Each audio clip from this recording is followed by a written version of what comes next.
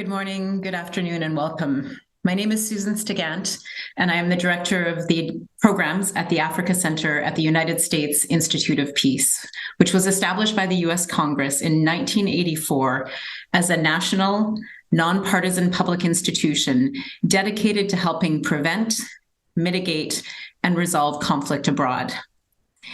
It is my great pleasure to welcome you to the United States Institute of Peace for this virtual public event.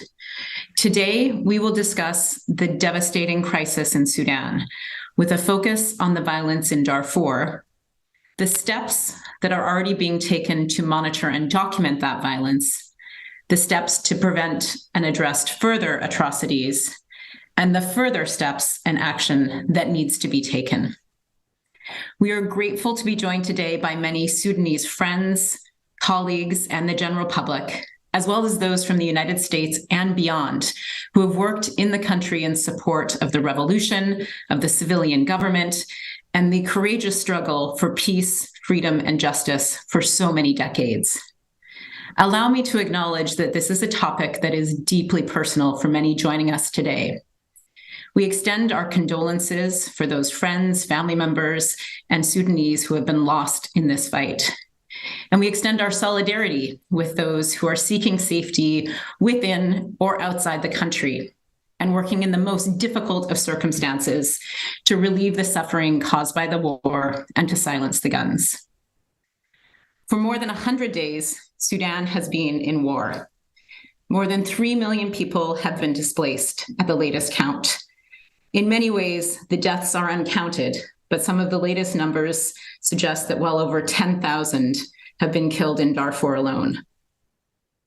The humanitarian situation is devastating in Khartoum and across other parts of the country, in the border areas for those who are seeking to leave, as well as those who are seeking safety outside. The level, the scale, and the type of violence is in some ways unprecedented, and in other ways echoes some of the worst times in Sudan's own history. Indeed, there are multiple efforts to stop the war coming from many capitals across Africa, in the near region, and around the world. However, none of those has yet got traction that has succeeded in halting the violence or imagining a path back towards a more stable, peaceful, and free Sudan.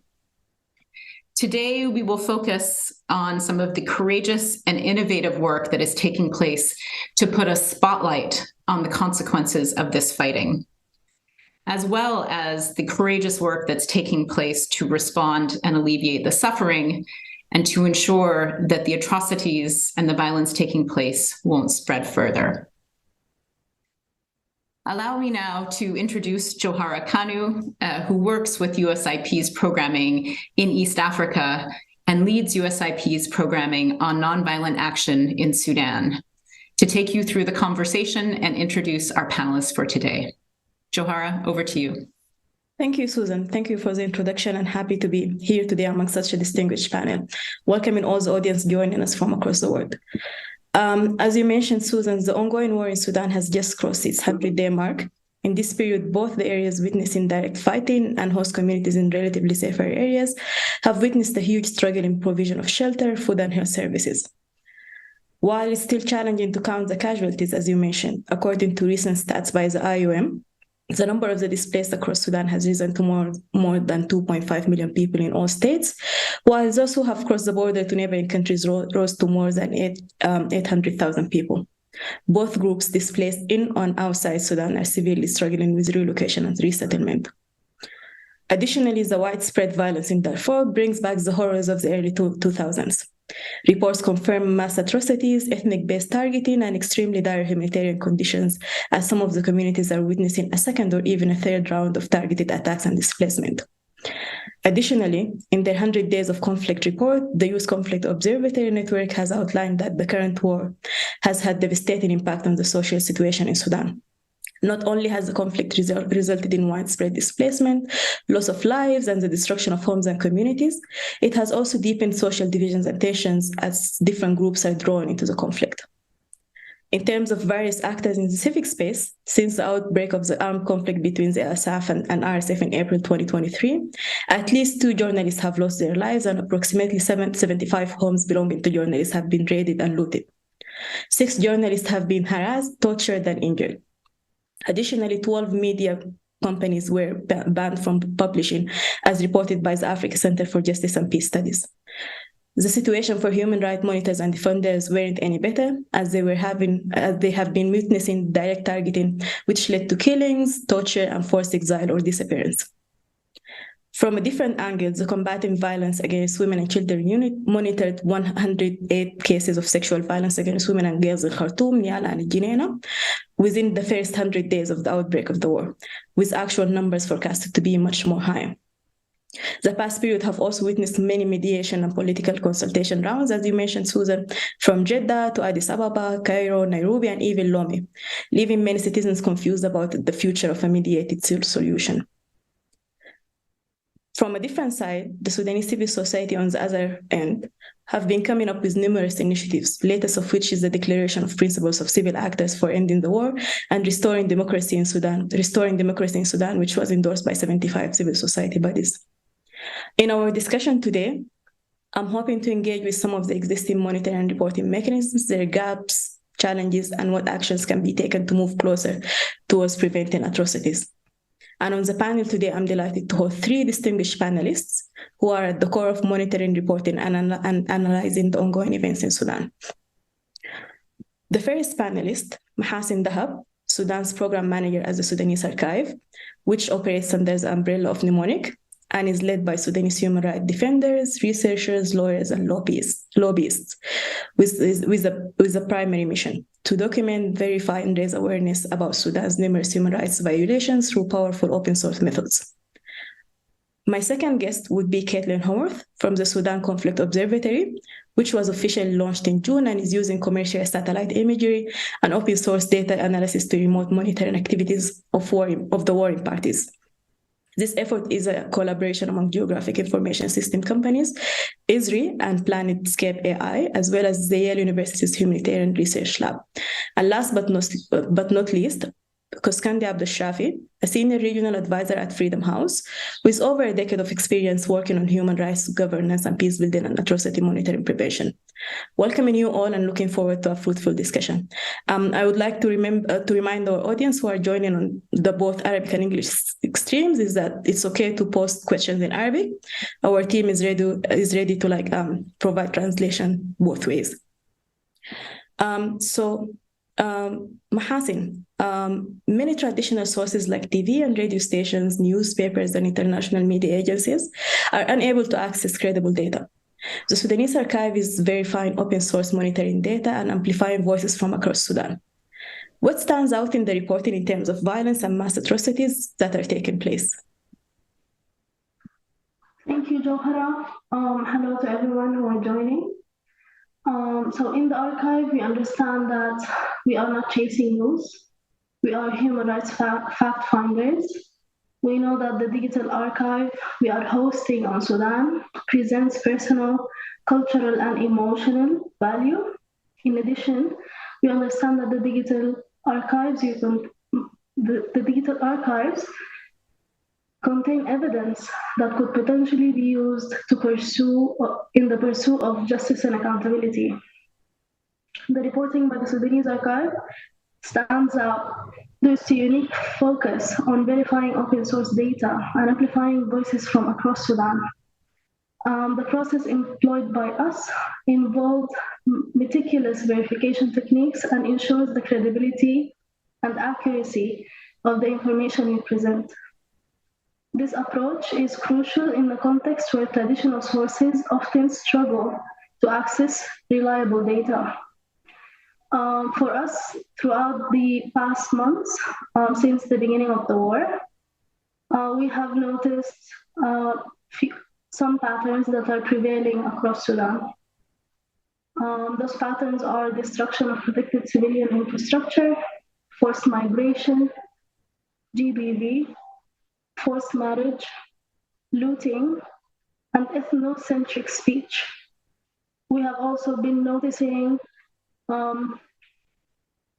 huge patterns of, of, of networks that are working specifically to distribute misinformation and disinformation on the Sudanese timeline. So thank you. Thank you, Mahasin. And Caitlin, since you also use open source and satellite imagery, and since it's launched on the 9th of June, the Sudan Conflict Observatory has published 5 situational reports that track the destruction of infrastructure, mobility, fire events, and population movements through open source satellite imagery. The Sudan Conflict Observatory has also recently issued a report with special focus on the region of Darfur. Based on your monitoring, are there any highlights that you could share? Certainly, and thank you so much for having me today, especially with Mahasin and Quscondy. There are a number of things that we've been working on. Usually there's so much that we're investigating behind the scenes. I hope that people understand that what we're able to publish is usually just a fraction of the material that we're gathering at any one time. I know that's also something that Mahasin also deals with the archive, the amount of material that is present through open source versus the amount that we're able to verify and confirm is usually like very disparate. What we are currently working on, and I'm happy to be able to share with you all today, we're about to release a new report that will focus on the events in Khartoum from the 15th forward, from basically the beginning of the current conflict onward, that will parallel the report that we issued on Darfur. I think that what is important to note in these reports is that we're trying to, obviously our Sudan work is a bit distinct from the work that this team also does on Ukraine. In Ukraine, we also focus on longer term trends. In Sudan, we're trying to stay at the pace of the current conflict and at events. That's a challenging job for our team to do, since they're working really around the clock in order to try and keep pace.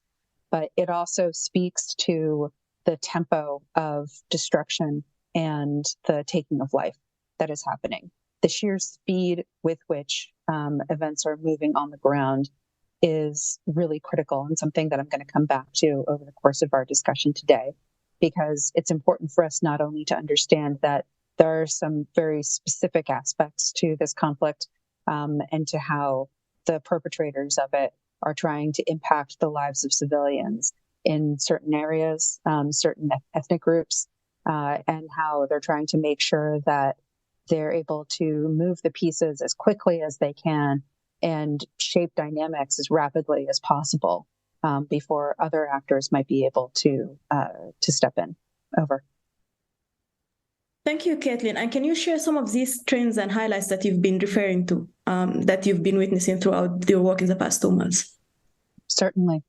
So among the things that we've seen, we've looked at for example, the strong use of air power by Sudanese armed forces, particularly across Khartoum state. That has been one of their primary modalities, is to use the air power that they have to try and wrest control back from RSF and its allied forces wherever they can. There's also been some pretty compelling evidence that we've been able to demonstrate, and this has been in our last report on Darfur, where we showed the wholesale destruction of at least what we were able to document, 26 villages, and in several cases going into cities. That, of course, just over the past week, we've been able to document multiple additional. So if we were to update that report and put out more today, we'd probably be adding somewhere at least, between 4 to 6 additional locations with the same level of massive destruction, massive razing of villages, of homes, the wholesale destruction of means of supporting civilian life. That's the kind of thing where, especially in communities that are majority non-Arab, that's the kind of thing that is incredibly important to be keeping track of, especially given how highly concentrated those efforts are to move in a systematic and widespread manner. And I think it's important to note that we at least have found at Yale Humanitarian Lab that that this is consistent with crimes against humanity. Now, I do want to note that that is a finding that for us, our job is not to be lawyers on this. Our job is to find the data and to collect the evidence and present it in a manner that lawyers can use to then reach a legal determination. But it is crucial to appreciate that right now, there's in terms of the type of action that needs to be taken, the level of attention that is due to this conflict overall, especially the type of humanitarian intervention that is needed for civilian protection. We believe that the responsibility to act is clear, and it's quite manifest in all of the data and all of the findings that have been put out by any number of actors, not just us. Thank you, Caitlin, and I second your point on the fact that we're all like different parts of the building blocks, and hoping that this platform and others would serve as a stepping stone to next steps that are going to be taken by other people maybe specialized in law or other domains in order to at least go back in track of achieving justice. Quscondy, you've been a while in the scene, you've been quite active, and you've been following events since the early days of the crisis in Darfur in the early 2000s. You've also worked specifically on atrocity prevention and justice related to Darfur.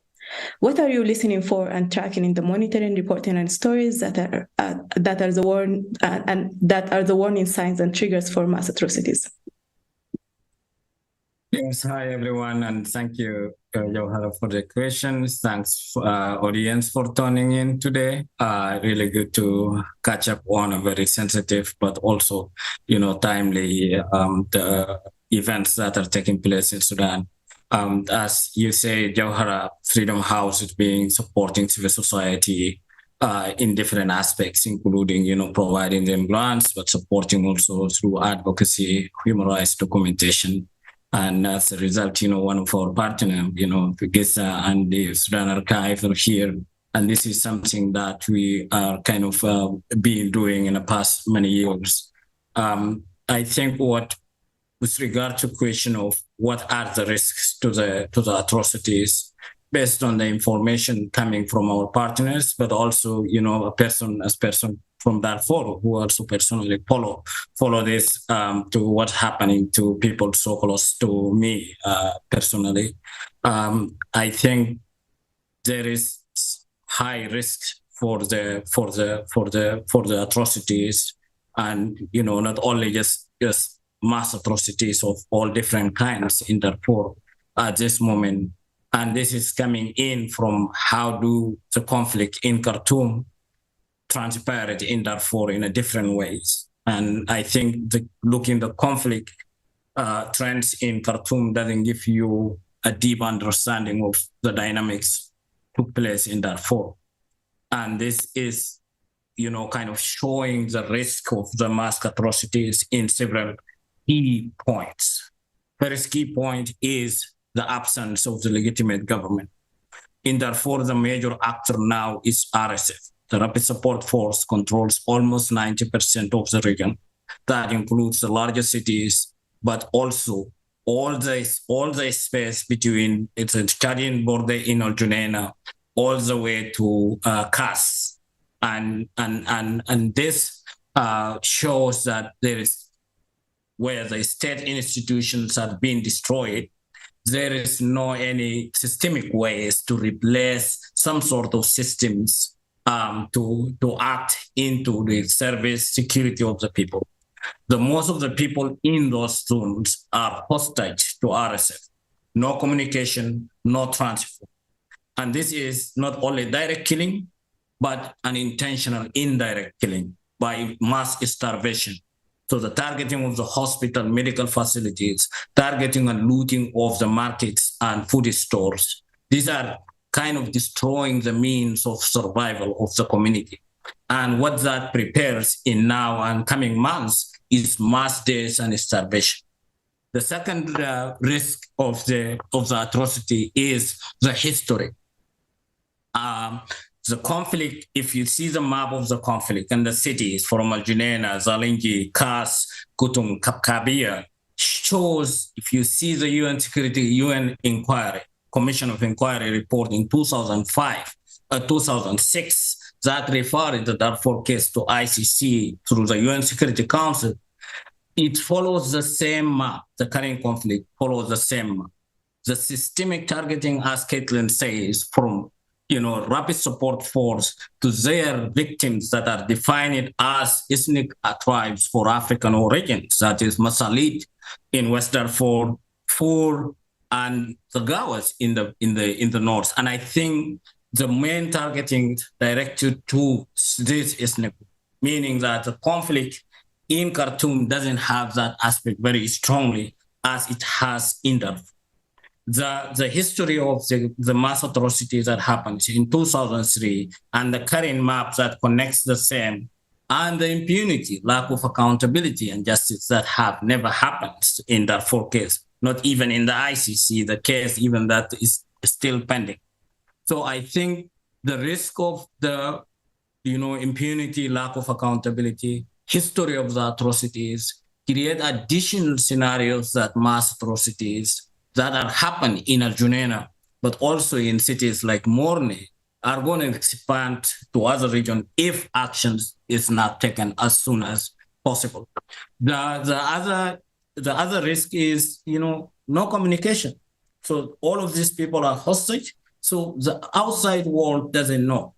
The initiatives that are taken by, the observatory by Caitlin is very helpful and very useful.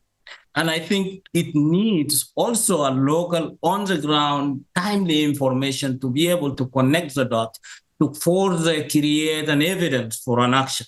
And that's why, the lack of the information and the absence of the direct and immediate information create additional risks that, for instance, when the things happens, mostly in some of the areas, the information comes after 2 weeks, which is too late to react on, which is you also have lack of information on what happens in that 2 weeks before, because the routes are blocked, the communication are blocked, and it's very difficult to move from place to place. So that those are very much risk, and there are several triggers that can further complicate the situation. Over. Thank you, Quscondy, for shedding light on the events that have been taking place in Darfur now and 20 years ago, and the similarities that are somewhat striking, that the same things are happening over and over again, even more this time around. Mahasin, following up on the conversation, in this dynamic of conflict, we are seeing a lot of misinformation and disinformation. How can Sudanese and those joining us from Washington or other places around the world distinguish between credible information and rumor? Thank you, Jawhara.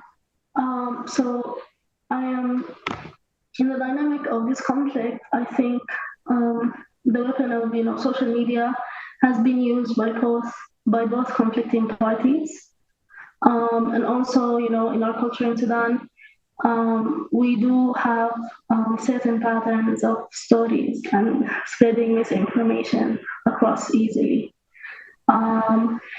So my first. I'm going to do like a very brief technical of how we do it in the Sudanese archive. But also, I want to say first that we need to all check our biases, especially if you are Sudanese and you're working on Sudan. It's very easy for us as human rights defenders or humans that are working in the context to be coming in with our own biases and looking at information. So for us, what we do is that we cross-verify sources. We have a list of trusted sources. We have something that we call a source book. Those are accounts of people, organizations, government, our Sudanese Army, RSF, everyone. And we try to verify information from multiple resources before we think it's actually true. We check also the evidence and the data. So for us, we look for tangible evidence and verifiable data. that support claims that of things that are being spread around on the social media. So we look for images, videos that are more likely to be trustworthy. We try to recognize bias and manipulation. We try to understand motives and patterns of behavior of people who are sharing the information, or accounts at least. That's going back into pages history, when it was founded, what are they using, what terminologies are they using, how are they describing events. We also try as much as we can to consider the context. For us, we try to understand the broader context of the conflict itself, the historical background, and we try to understand and always confirm the geopolitical situation. Because we understand that misinformation can thrive in complex environments where people lack comprehensive understanding of the situation. So misinformation can just thrive. One fact, one misleading information, and then you have a whole thing on social media. So we also try our best to consult with locals and our networks on the ground in Sudan. We try to engage with human rights activists, people from resistance committees, or anything. We don't do closed source, but we try to verify what we see by asking, if this happened, have you heard of it?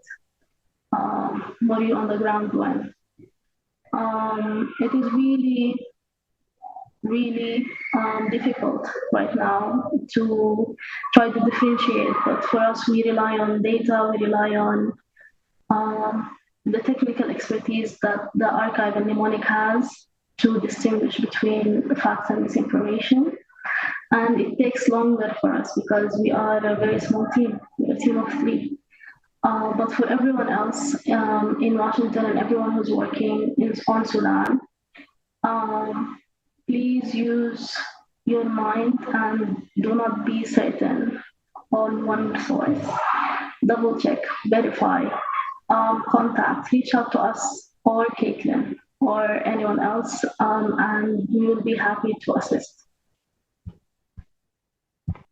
Thank you, Mahasin. And indeed, we all have to be aware of our own biases as people who are working in Sudan or coming from different backgrounds.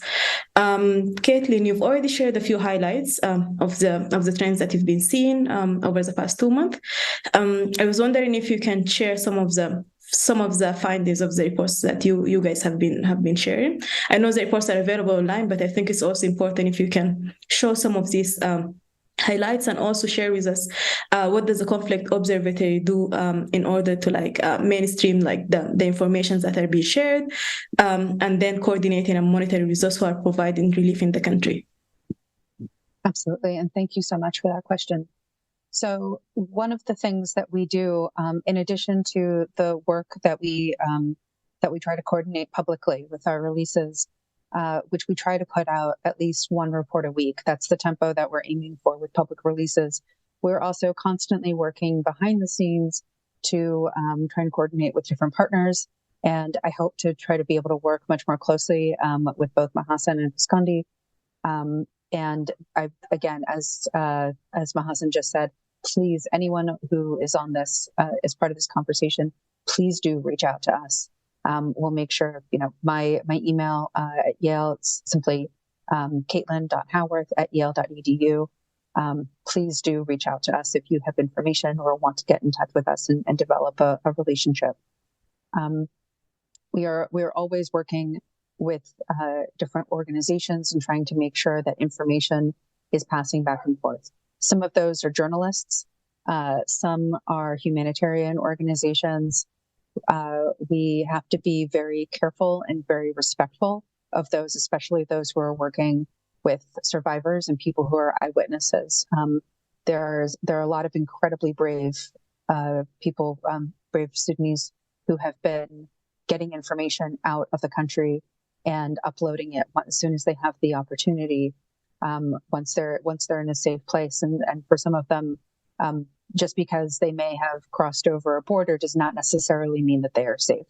So we take their security and the security of that information that they've worked so hard to protect incredibly seriously. Among the things that we do, so not everything that we necessarily collect is something that we will publish because of that. We also try to make sure that everything that we can publish is something that is going to add unique value from a civilian protection perspective, and that it will not only have a military intelligence value. That's incredibly important to do when we're in the middle of an active conflict. So again, we have always more data than what we'll actually publish because we have to specifically edit out things where we have a concern that one of the armed parties would simply use it to advance their own agenda, and where it doesn't have a civilian protective value.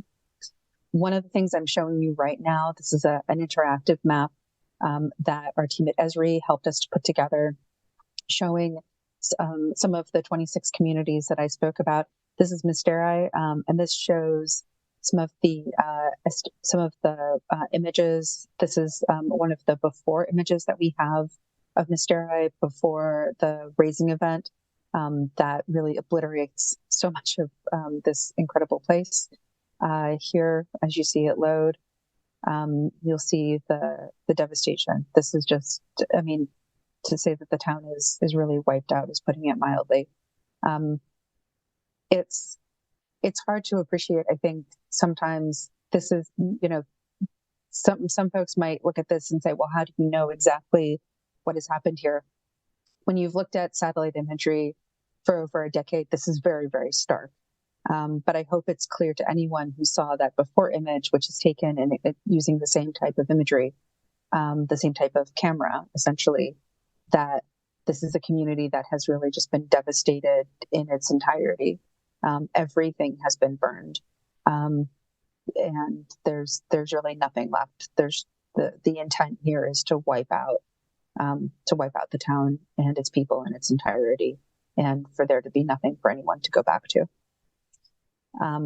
This is the type of data, though, that, as Quscondy said, we are constantly looking from the skies, often because there's no other alternative. And being able to access this kind of information in real time is still very difficult because we have to contend with clouds and other factors that really severely limit our access.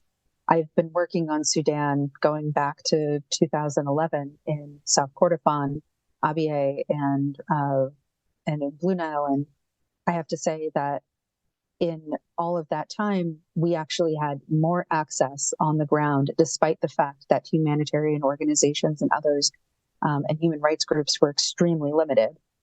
They've been, completely pushed out of those regions, but we still had better information on a day-to-day level for folks on the ground than we do now. That's how comprehensive the information blackout is. So it is deeply challenging to be able to get through and to be able to document this. And the sheer range, the geographic range of what we're trying to document also means that we have our work cut out for us every single day. Here, of course, is the list of also with the speed at which RSF and its actors are working, especially throughout Darfur, means that there's so much to try and make sure that we're keeping up with, and simply trying to make sure that we're capturing every single day, and again at so much speed. So it's I hesitate to say that it's not that it can't be done. It can be done, but the sheer amount of resources that it takes to do this in a comprehensive way means that I'm already leading a team that has some of the, far better resources than we ever could have imagined a decade ago. And it's not enough.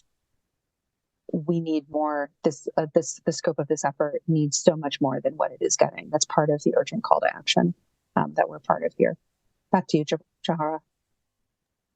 Thank you, Caitlin, and thank you for making that last remark. So many humanitarian actors and even monitoring and reporting bodies have been asking people to contribute more. And hopefully on the event today, we have people in some of the agencies that can actually help push these efforts forward.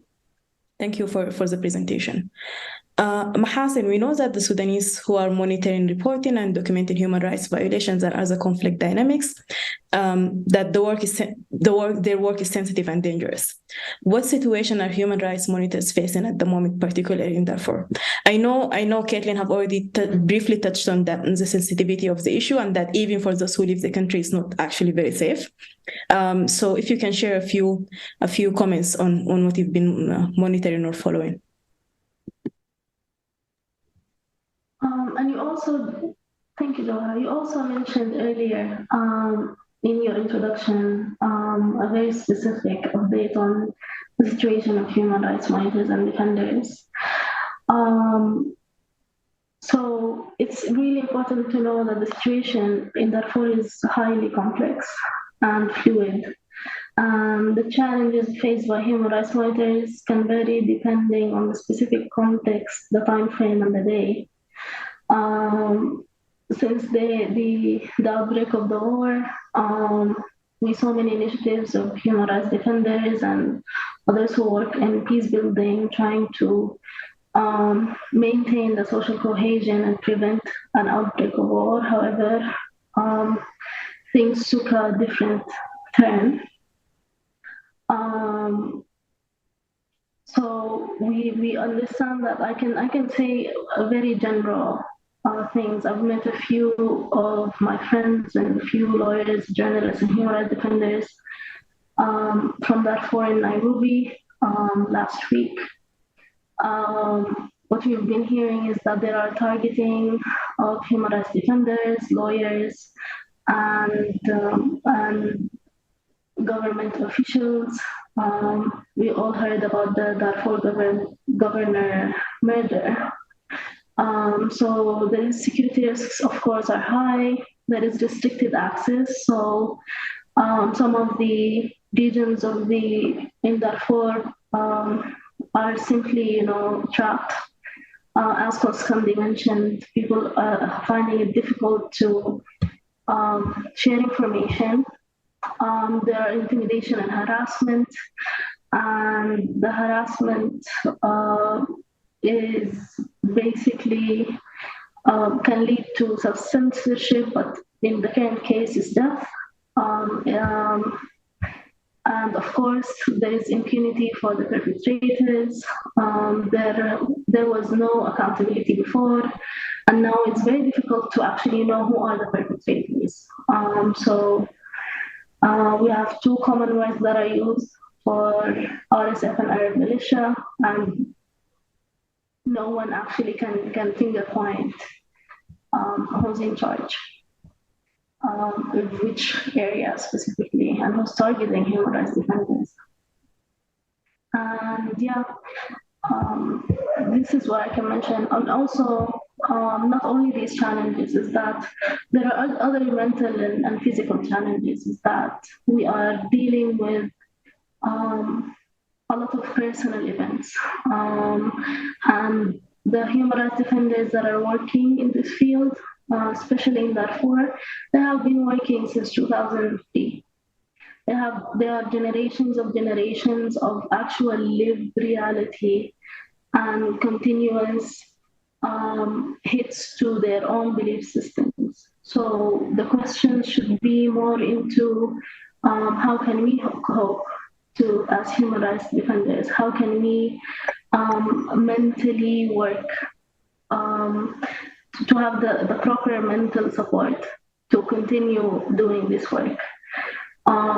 It's to me personally, I think we're often looked at as sources of information, but not humans with experience with this information that are both personal, political, and it can actually live with us.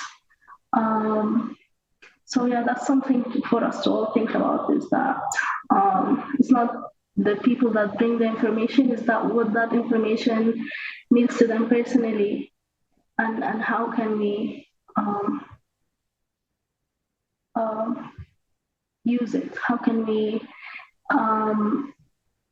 make things go to a certain place that we finally see accountability work, justice, and we can finally see outcomes of the work that's been going on since before the Conflict Observatory, the Sudanese Archive, and everyone else.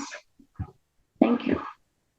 Thank you, Mahasin, for that thorough answer. I would also like to remind our audience to ask questions either in Arabic or English, and to reach out to you or Caitlin for any verification or to just get credible sources, credible information from credible sources.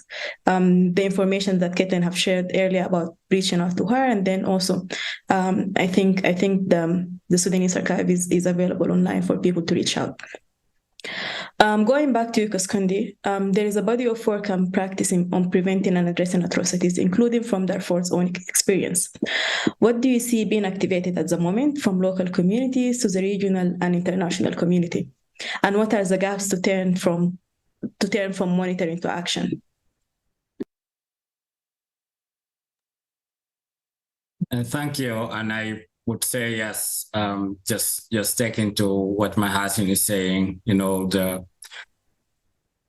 limited space for the civil society. And for us, we really, really think that all of this, there is no gun big enough to solve Sudan problem. And it is proven in a several time in history that all the problems always, when there's even the toughest regime have been changed by a nonviolent movement, and that is always led by civil society and a stronger Sudanese nonviolent movement bodies. I think there is several initiatives in Darfur region, for instance. Those initiatives are,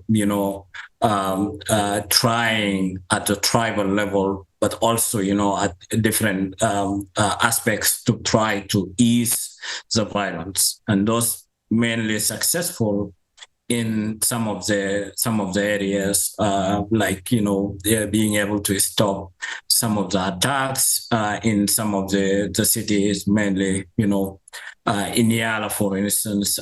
Then there is still some sort of stability. Despite that, can also be deferred because there is less targeted population of the atrocities in those cities. I think there is a body of the movement that is called, the Sudan, before the Sudanese doesn't know what's the war now. Like people from Darfur, from Nuba Mountain, from South Kordofan have to explain what war means to people in North and people in Khartoum. In this April 15 war now, nobody tells nobody what is war, what war is. Everyone is saw it. And I think this is a uniting factor for all the actors to be able to stand together, and it prevents these two generals from destroying the country. And I see, how, even not only in Khartoum, but in Darfur, how irresponsible, for instance, for the civilians, either victimized by RSF or by SAF. Even SAF itself is not responsible. They actually enjoy seeing their victims killed. The victims killed in some of the cities, like Zalingi, even in Genena, where the city is all destroyed, the Safar is still there in their camps.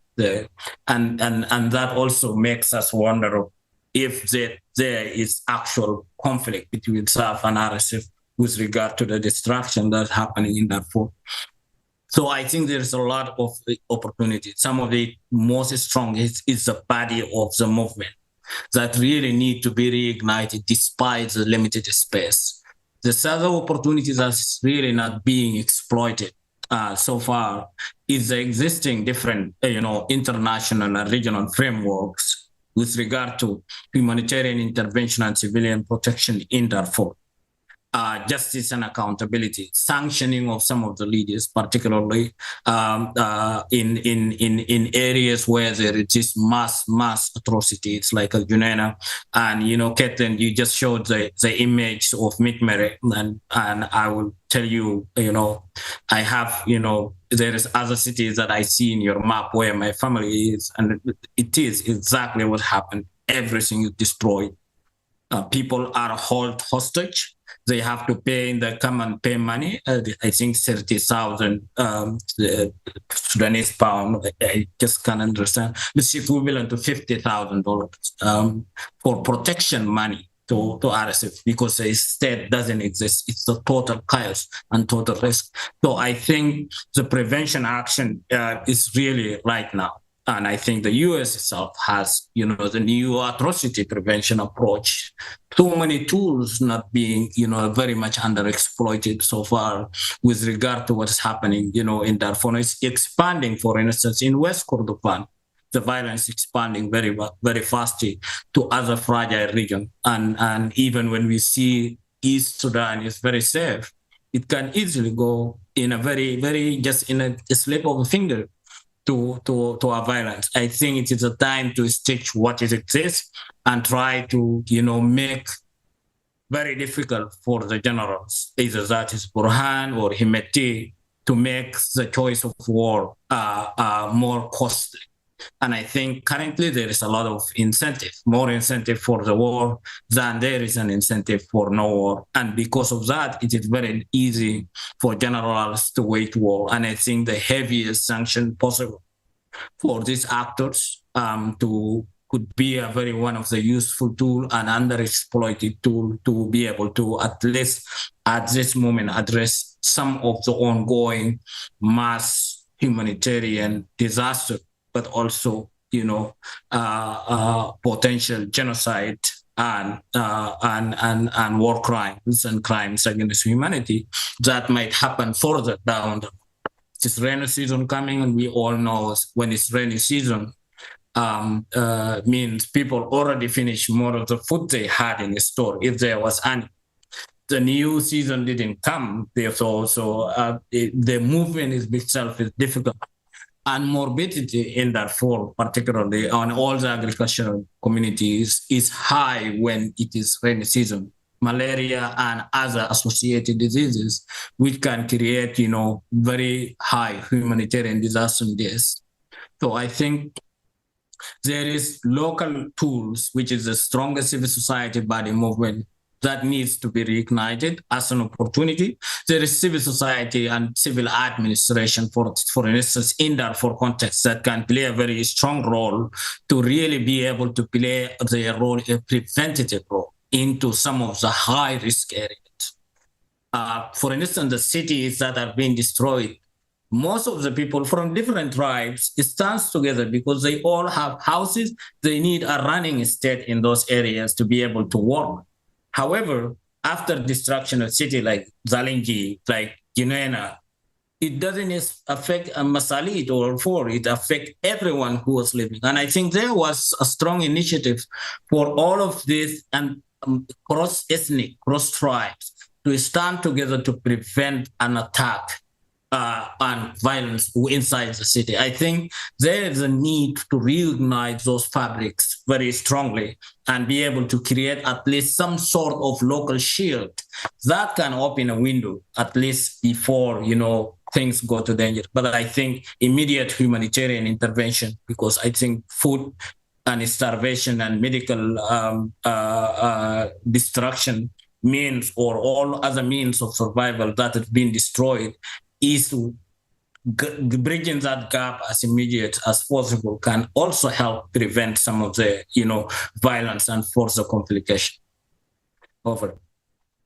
Thank you, Quscondy. That was quite helpful. And I echo your notes on the long history of Sudan on the nonviolent action movement and the local peace building initiatives that have been taken place in this conflict and for a long time before.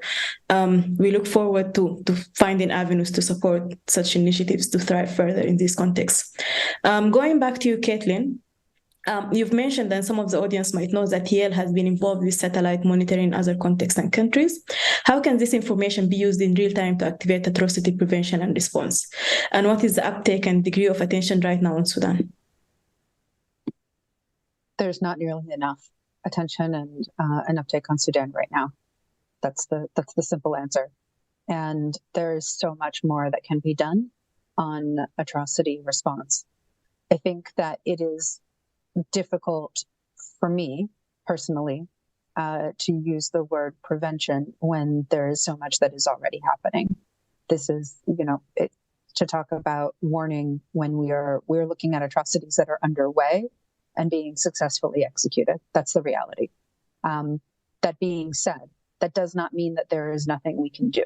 There is so much that we can do. And these tools can be utilized very effectively right now and in the days ahead to do so much to protect so many. So right now, here are some of the things I think we should be doing and that the international community needs to step up and take action on. We need to be utilizing these tools for daily monitoring and assessment on creating a series of evacuation options and contingency plans, especially for areas where displaced persons are now moving too rapidly and gathering, because cities like Nyala, Al Fasher, these are all, yes, because the places that people need to be able to get out of the country, that access is being cut off so effectively, which means that other cities have become gathering points. That also means they become kill boxes. And I hate to use that term, but that is how militaries, it's how armed actors see them. And people need to understand that is what they are right now.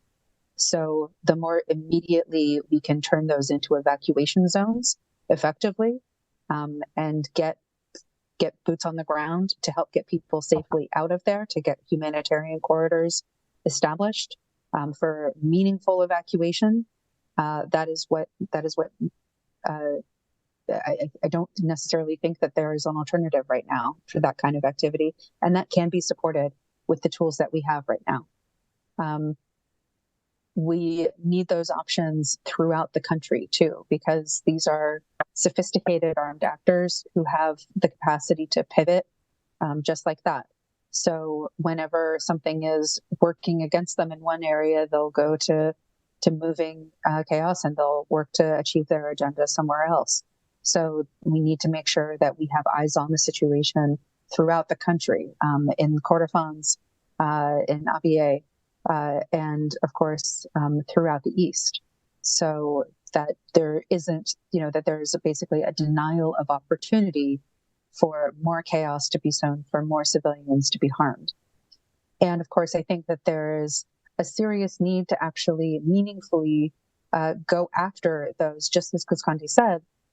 There's so much more that we can be doing to look for those who have evaded justice so far. We know that the lack of accountability for those who were already have warrants out for their arrest, who were not brought to The Hague, as Freedom House and others called for, that has paid dividends right now. It would be helpful to try and figure out where they are, but I think that the immediate needs right now to monitor all of the critical infrastructure, to be able to attribute those attacks right now, that's on water plants. We see targeted attacks on water infrastructure. It's one of the first things that has been happening, which, of course, as you know, creates much more capacity for waterborne disease to occur, especially potential for cholera outbreaks. There have been systematic and widespread attacks on medical infrastructure. That's one of the things that you'll see documented in our upcoming report on Khartoum, which already has the vast majority of the country's medical infrastructure.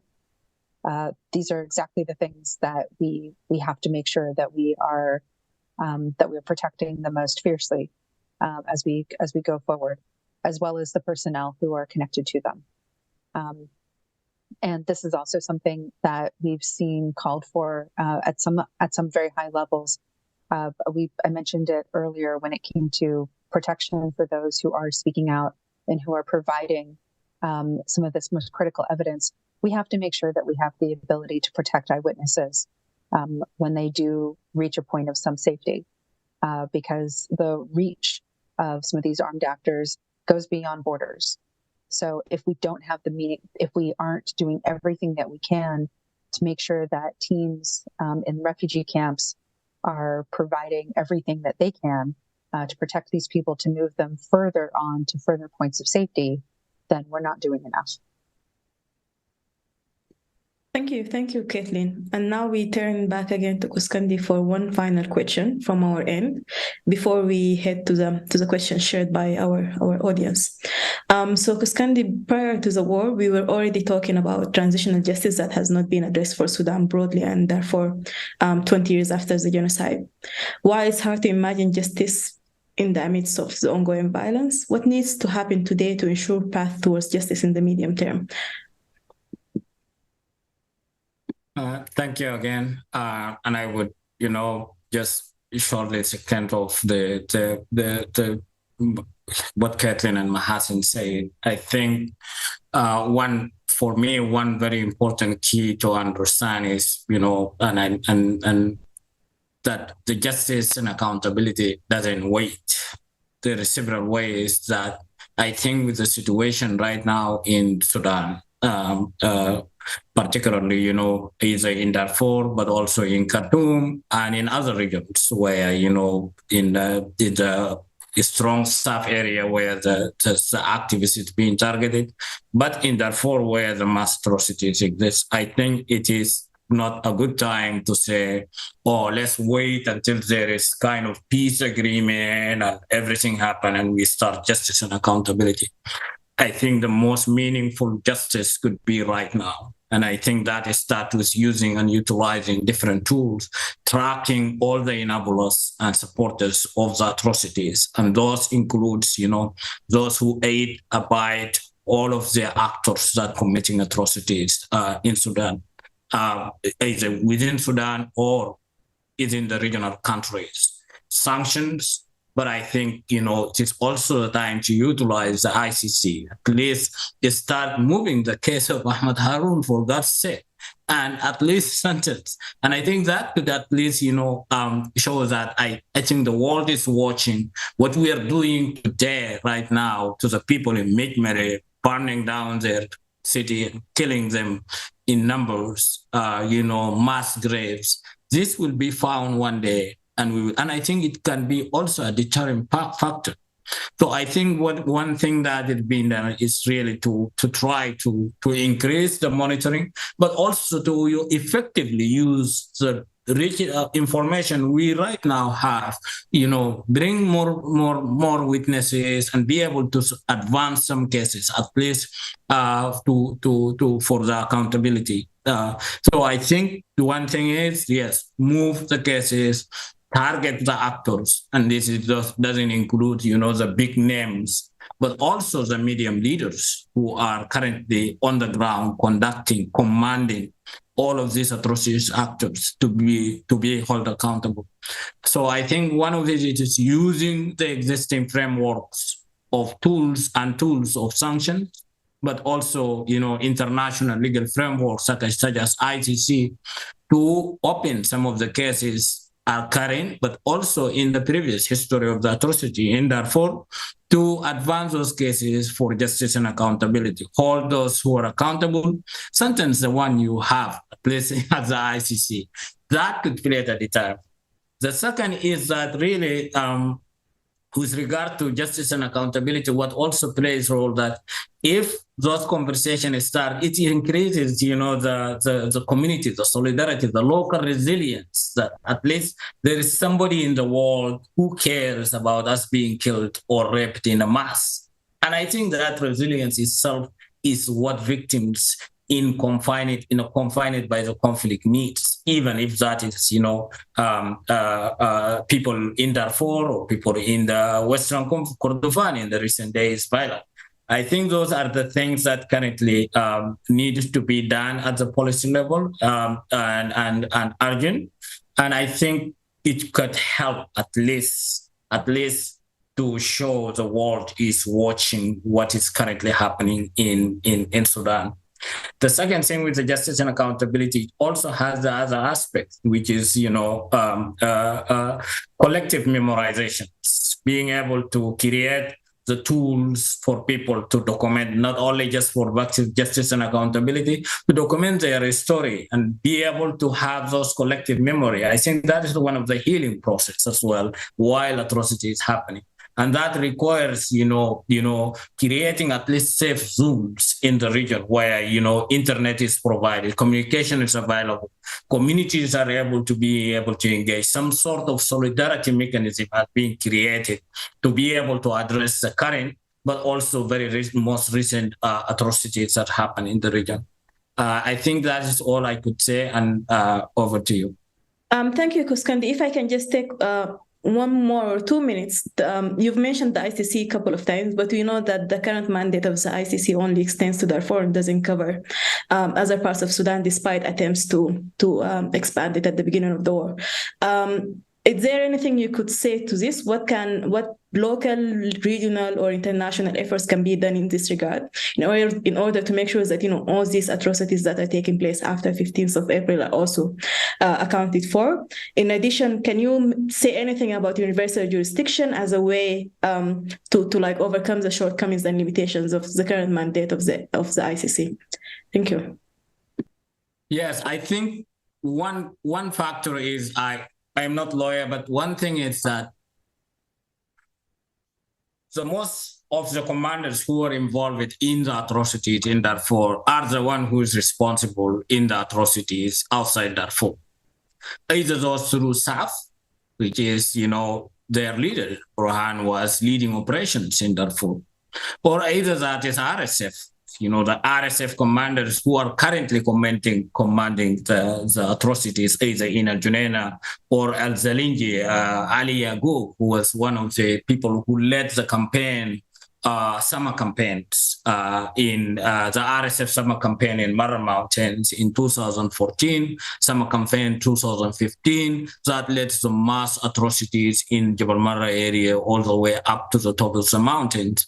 And I think what is needed is to kind of create a mechanism to connect, to expand the investigation, to be able to do further indictment, but also using the current crimes to add additional charges.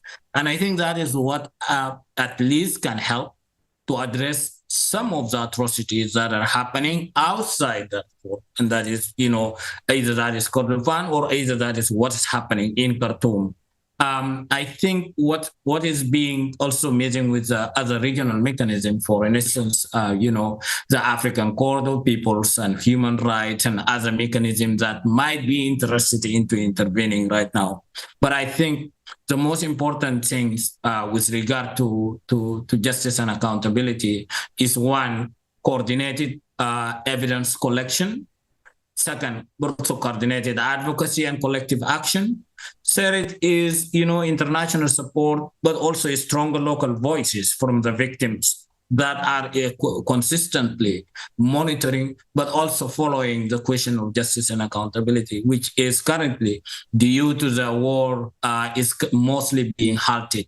Everyone is running for their safety and security.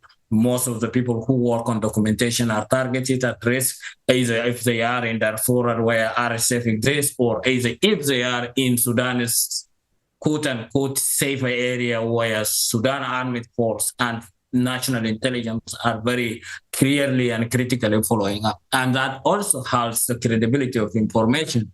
If an activist is in RSF area and want to report, more will say aerial bombardment is happening than other things. If in the other side is, these people are taking our home, even this within the country happen. So I think that is because of the risk that some of the activists have to go and have to navigate to be able to obtain reports. Thank you, Quscondy, and thank you to all the other panelists for all the information that you've provided. I will now turn to the questions that were posed by our audience. I believe some of them were in Arabic, but they're not translated in English. So hopefully you somewhat find your questions in the translation that I have. I've also tried to group the questions in order to have time to answer as many as possible. Each panelist would have 3 minutes to try and speak to the proposed questions. So for Mahasin, I think you might be best suited to answer these questions, unless someone else has an addition. So the first question is about ways to help individuals or people working on collecting open source data in Sudan? How can people assist you or contribute to the work that's been done? And the second question is, are there much safer countries or communities for Sudanese refugees to turn to, or is there a mass exodus overseas? You have 3 minutes, please.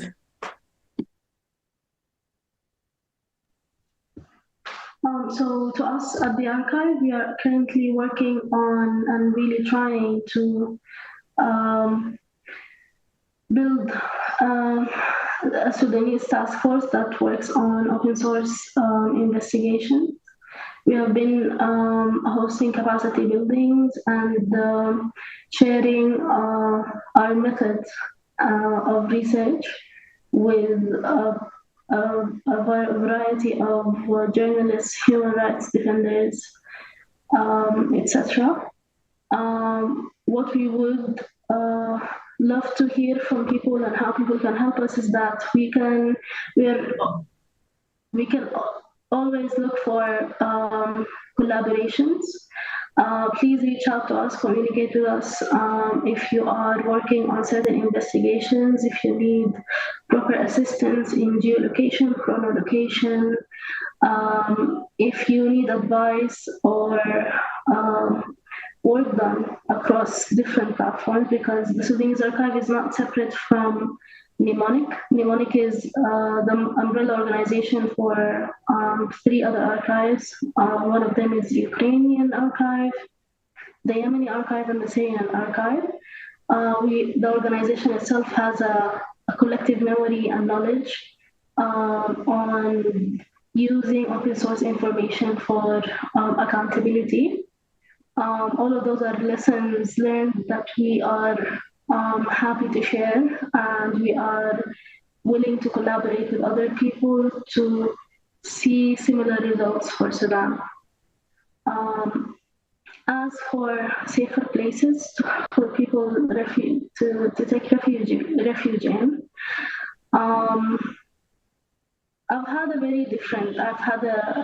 personally, I don't know how to answer this question. To me, this is my first time actually leaving Sudan, taking refuge somewhere else. It was easier for me moving from Khartoum towards the eastern states and then crossing the border to Ethiopia. I think it depends on everyone's location. There are people who look for different things. People look for places where they don't face language barriers, places where they have relatives, places where they have been before. But what I can say is that it is always safer to make sure that your physical well-being, you're physically in a place and you're still alive, other than looking at other factors of language and stuff. There are barriers, of course, but eventually it's a hard circumstance, so we don't know. I honestly don't know how to answer that question better than this. I don't have recommendations for which is safe, because I don't see a place that is safer than what Sudan used to be, at least for me. But I think other people can jump in on this answer. Thank you, Mahasin, and thank you for sharing your experience. I believe, as a Sudanese displaced person myself, I believe, there is no easy answer.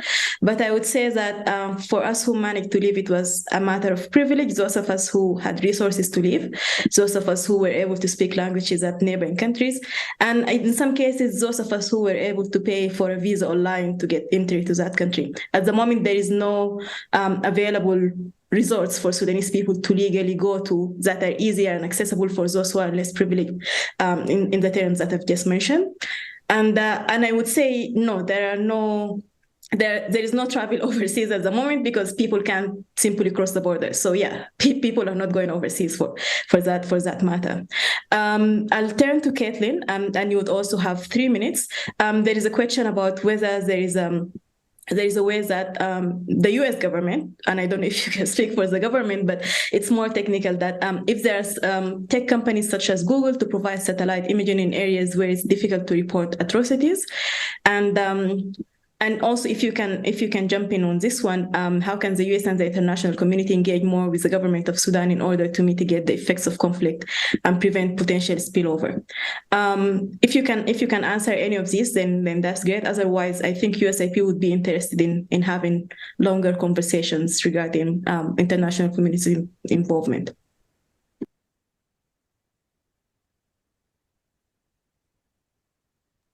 So I'll definitely start by saying I certainly do not speak for the U.S. government on this. I can only speak in my capacity from Yale. I'm certain that there are there's a fair amount of outreach and constant dialogue that's going on, but that's not something that I'm privy to between the State Department and government of Sudan. And of course, like the sheer amount of complications right now in terms of who is representing what and who is considered a credible representative for which ministries and so forth. All of that is incredibly complicated at the moment. What I can speak to is, I think, on the issue of the tech companies and who's capable of providing what. That is something that where there is a fair amount of facilitation, and companies are doing everything that they can as far as I'm aware, to image as much as possible. We are working as rapidly as we can and sort of with our own contacts internally at those companies to advocate for more tasking, which is the process of sort of, like getting as much imagery taken every single day for that to be collected and disseminated as broadly as possible for those that are doing this critical humanitarian work. So not just for us to access, but for all of those who are doing this to be able to access. Thank you, Caitlin. And then, Quscondy, there are a few questions that I think you've already answered about the worry of recurrence of genocide in Darfur and so on. However, I wish you can take some of these. Like, there is this question about whether Sudan is worried about recolonization when conflicts arise and outside resources are utilized to settle the conflicts. It can be road to recolonization and not a road to more freedom and autonomy. So the question is whether, you see such trends of recolonization.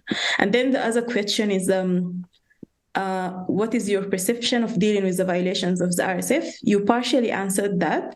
And do you see any effective means other than supporting SAF to counter RSF, according to the person who asked the question?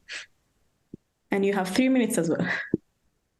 Okay, thank you. Yeah, I would say with regard to colonization or recolonization, the most dangerous colonization is when you are a failed state and you depend 100% on people to give you aid to survive. And currently, we have a country with over 40 million, and we are almost 80% or 90% need aid to survive, meaning that we accept it or not, we are totally dependent. And I think that is where we become a burden to everyone. And I think, with that regard, I just want to say that we have to have tools. We have also at the local level to have some of the policies. But I think for the Sudanese people, they can be, very, very, very much learn from the history of the experience on how people are resilient, how state building will be coming, and that the future did not relies on us, kind of sticking together and finding some solutions from ourselves, and those shouldn't be military solutions. The second thing on the RSF and stuff, I think there is, this April 15 war create a false dichotomy The false dichotomy is that there is nothing else. There is RSF, there is SAF. No, there is a lot in the middle. And there is a body of movement that actually remove it. RSF and SAF join together with the Bashir and put them outside the power. And that's the body of Sudanese movement. And I think, creating these two ideals, SAF or RSF, doesn't, it serves not a Sudanese democratic transition questions, but I think with regard to Darfur and the RSF violence, for instance, is more concentration because currently the South doesn't have power, doesn't have any interest to protect civilians in Darfur. They actually enjoy. They go enjoy. In some of the cities, actually, SAF get out of their barracks and come and go with the RSF friends, loot whatever, and commit the crimes. So it doesn't make any sense just because RSF is the main actors committing the crime. They're criticizing that because all of these are commanders under the command of the RSF. Criticizing that doesn't necessarily mean supporting SAF. And I think that is one thing to be clear, because if you ethnically target people and kill them and burn their houses down, and you can't create democracy, that just doesn't make a sense. And that is very naive to believe. But I think one additional thing that I want to add is with regard to these two dynamics.